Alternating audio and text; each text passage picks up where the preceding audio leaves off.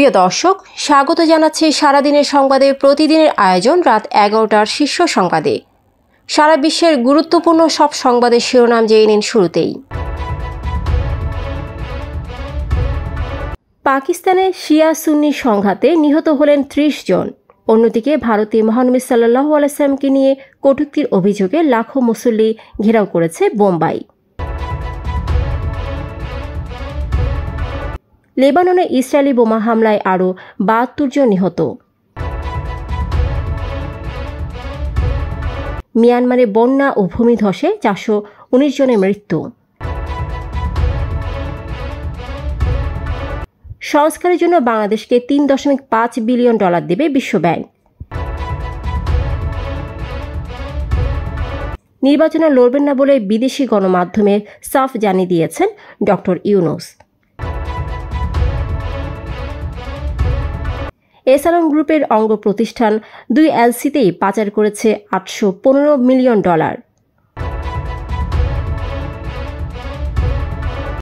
সম্পর্কের বরফ গলছে, ভারতীয় বিচ্ছিন্নতাবাদীরা বাংলাদেশের ভূখণ্ড ব্যবহার করতে পারবে না বললেন ফখরুল। অবসরে ঘোষণা দিলেন সাকিব আল হাসান। ভারতের বিহারে হিন্দু সম্প্রদায়ের উৎসবে পানিতে ডুবে 46 জনের মৃত্যু।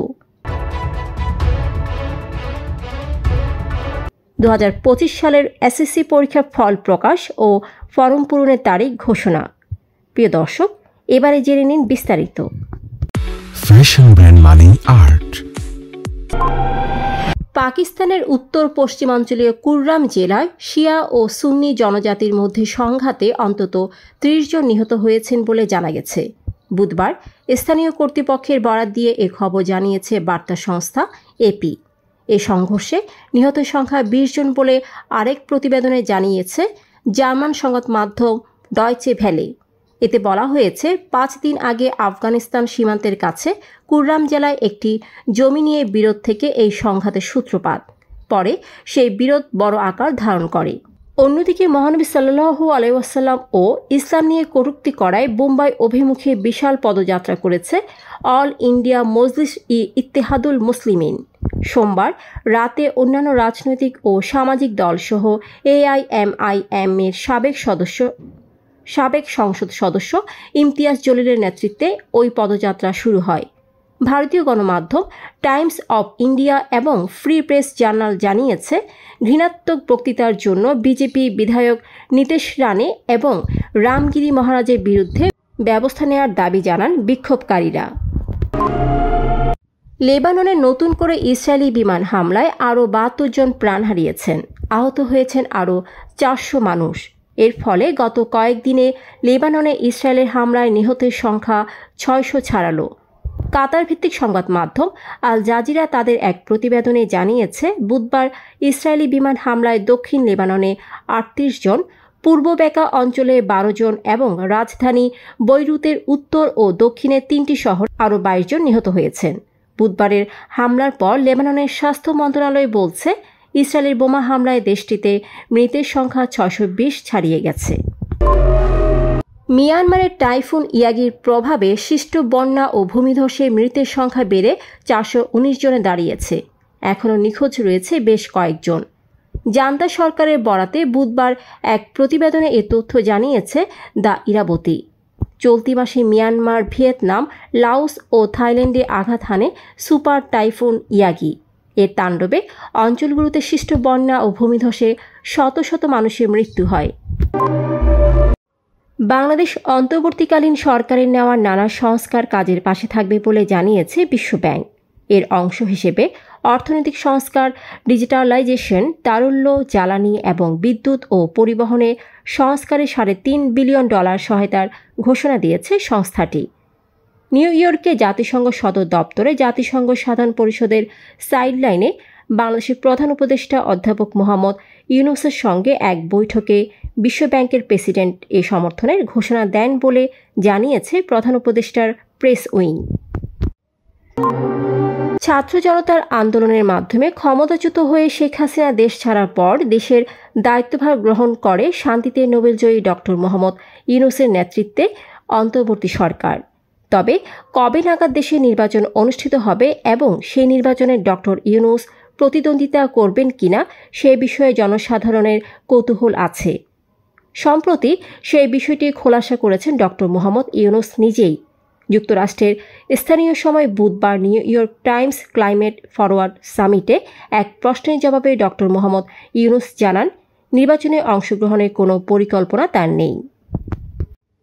2019 থেকে 2023 সালের মধ্যে এস আলম গ্রুপের অঙ্গ প্রতিষ্ঠান এএস পাওয়ার লিমিটেড বাংলাদেশ থেকে $815.78 মিলিয়ন বা প্রায় 10,000 কোটি টাকা পাচার করেছে, খালি করেছে দেশের কষ্টার্জিত বৈদেশিক মুদ্রার রিজার্ভ। এস পাওয়ার চট্টগ্রামে তাদের 1,320 মেগাওয়াট কয়লাভিত্তিক বিদ্যুৎ কেন্দ্রের জন্য যন্ত্রপাতি আমদানি করতে এলসিগুলো খুলেছিল, কিন্তু এসব এলসির বিপরীতে একটি পণ্য বাংলাদেশে আসেনি। তারপরও টাকা চলে গেছে দেশের বাইরে।